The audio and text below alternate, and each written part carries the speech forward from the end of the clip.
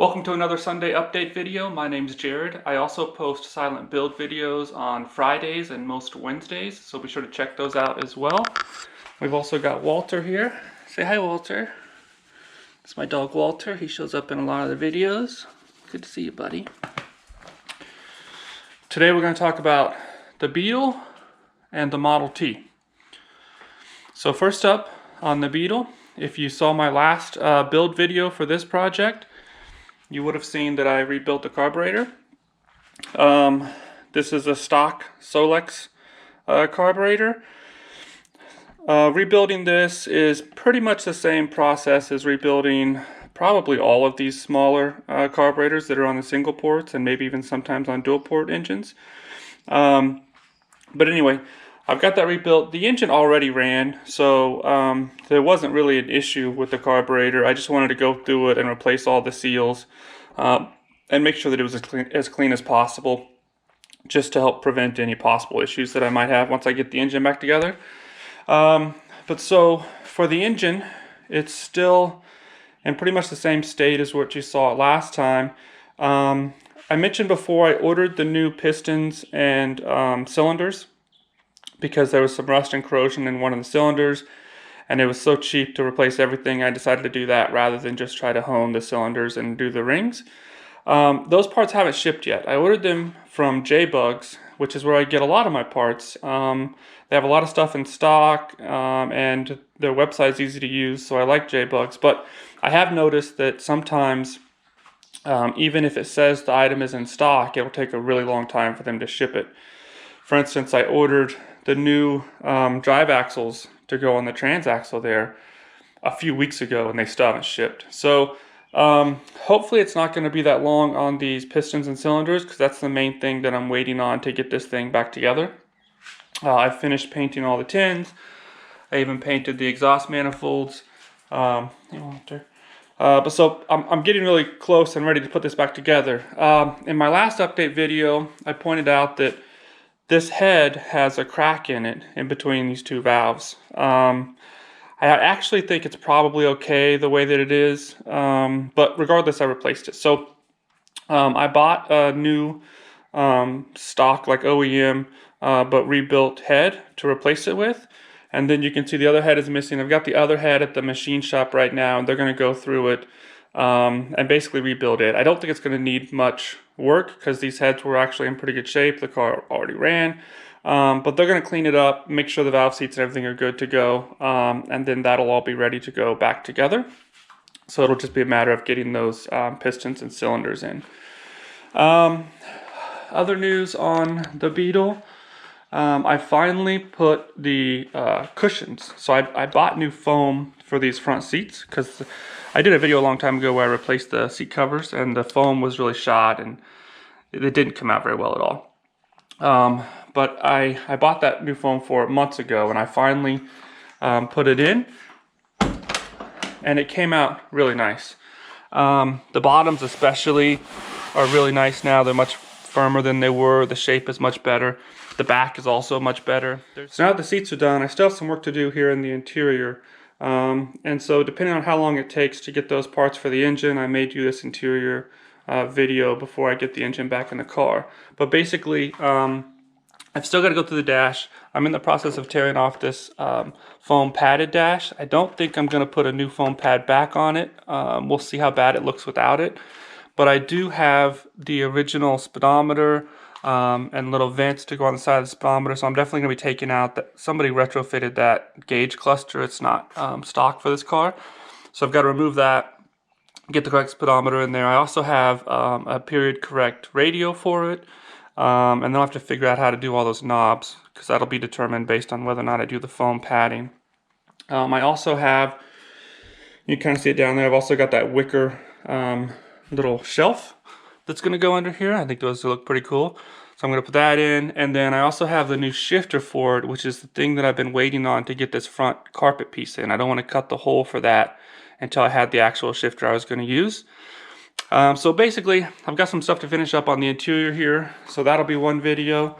And then, like I've said before, I've still got to pull that transaxle and do all that, cleaning that and sealing that. So that'll be a video. And then of course, once I get the parts, getting the engine together will be one video.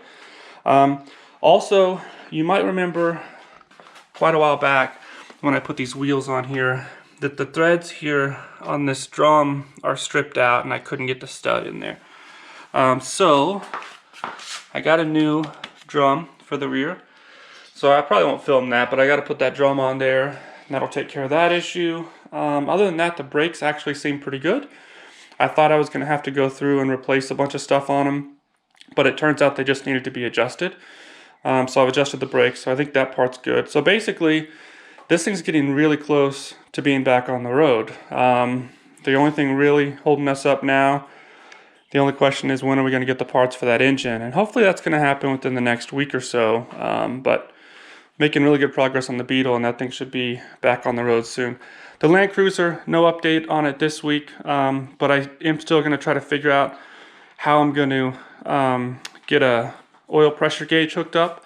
I'm kind of leaning towards using the stock one at this point, but regardless, I'm going to get an oil pressure gauge hooked up to that, and then I'll let it run for a while and kind of break in the engine. And then, like I said before, the next step on that one is the transmission, so I'll be working on that soon. Okay, so on to the Model T.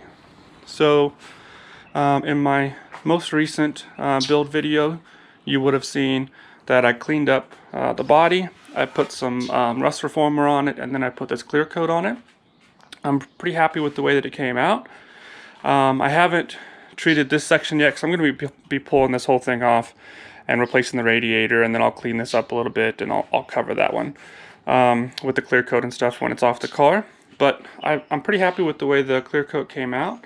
I discovered that there was originally a pinstripe on the car. It was very faded, but there was a white pinstripe going along the car that obviously would have been painted. But so I decided to redo that. I just used, modern vinyl pinstriping. But I added that white pinstripe around. This clear coat I used, I had a quart of it, and it was just barely enough to do the whole car. And I was concerned the whole time I wasn't going to have enough, so I did a really light coat over the car.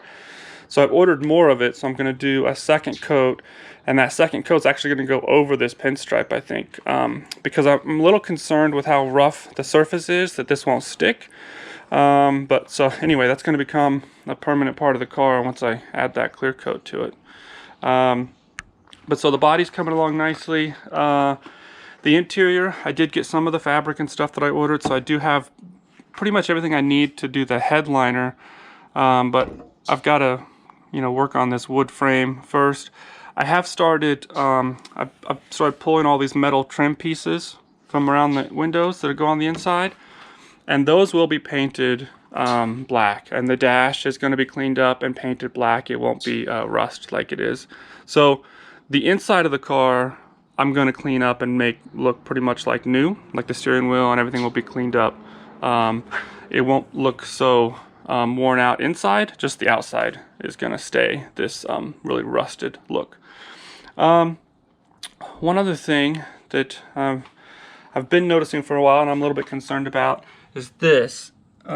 These little droppings come out from here, or here I think, constantly. Every time I wash this thing, these things show up pretty much right away, and it keeps getting bigger and bigger and bigger. So it's coming out of here. There's something in there. Maybe it's a termite issue. I'm not sure. What's up, Walter? The car also, the car had fleas when I got it.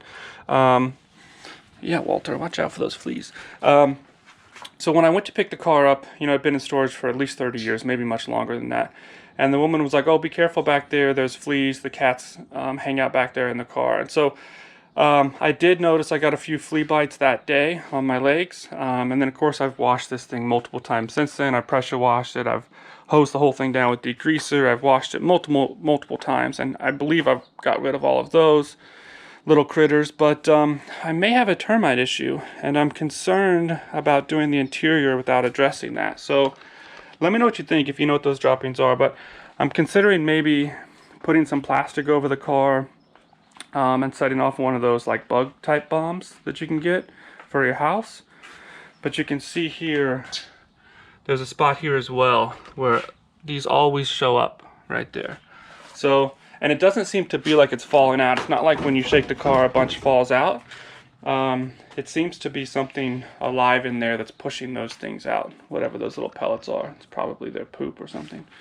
Anyway, that's one issue for the Model T. The next project for this car is going to be getting the new tires onto the rims and getting those back onto the car. So I had the metal rims sandblasted and I painted them silver. But the main thing I've been waiting on is this tool. I had to buy this tool to compress the rims so that you can get the tires on.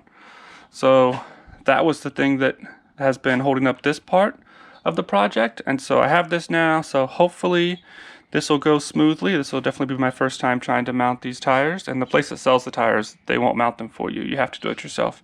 So we'll see how that goes, hopefully well. But I'm looking forward to having those back on the car because I think it's going to look awesome. And then also it'll be nice to be able to move the car in and out at that point. But so that's the Model T, making good progress. Well, Walter. Oh, you can see here, so these are the all the metal trim pieces for inside the car. So these are all going to be cleaned up and then painted, so they'll basically look like new. The Yamaha, I got an email this week saying that, I've got this email in the past too, but saying that all the parts that I ordered, which basically I ordered every rubber piece for the bike, every rubber grommet, every rubber everything on the car, and it's all been delayed even yet again. So it's been, ever since I took that thing apart, like a couple months ago I think it was, is when I placed that order, and I still haven't got those parts. So once I get those, then the Yamaha will be back in the show there, and I'll be working on that. But okay, so that's the bike, the Model T, the Volkswagen, the Land Cruiser, making good progress on everything. So that's enough talking for this week, guys, but thanks for watching, and if you haven't already, please consider subscribing. Thanks, bye.